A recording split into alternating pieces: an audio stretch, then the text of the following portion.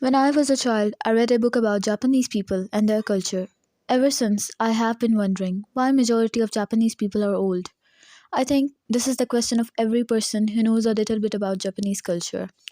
So, friends, stay tuned because that question is going to be answered. Dwindling youth is not only the problem of modern Japan, but it is a persistent issue since the early history of this small island nation. It is because a brutal process called Mabiki existed.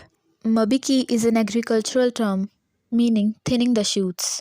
It is a thousand-year old tradition in which people used to kill their infants as a mean to control the number of their family members. Contrary to the common belief, Mabiki started in the Heian period but became a prevalent activity in the Edo period. As soon as a child was delivered, the midwife would ask, keep it or send it back, giving parents a little time to decide. Often, parents decided in sending the baby back. What exactly did they mean by sending the baby back? Well, they meant to kill it and send them back to heaven. It is because Japanese didn't regard babies as human beings.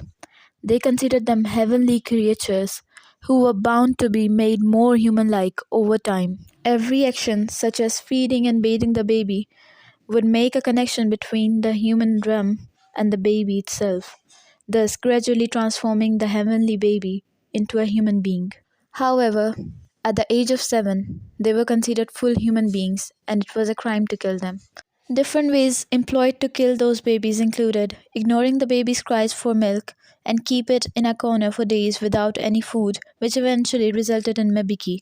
Another method was to strangle them, but strangling the baby was a difficult task for parents, hence, they used to hire professional women for this task. Now, you might be wondering that killing babies certainly meant that Japanese were inclined towards killing their daughters. Historians believe that in the early Japanese hierarchy, daughters were more valuable than sons. It is because they might grow up to become a geisha, the professional entertainer, or she might marry into a wealthy family, thus bringing more prestige to her family. So, usually families preferred to keep their daughters. But sparing the daughters doesn't mean that they killed all their sons. Mostly, they preferred to keep equal number of sons and daughters. Suppose you are a third child of your parents, after a son and a daughter. So your parents would prefer to mabiki you so that they can keep a equal ratio of son and daughter. In the 19th century, Japan advanced towards modernization. A greater number of people were required to work in the industries.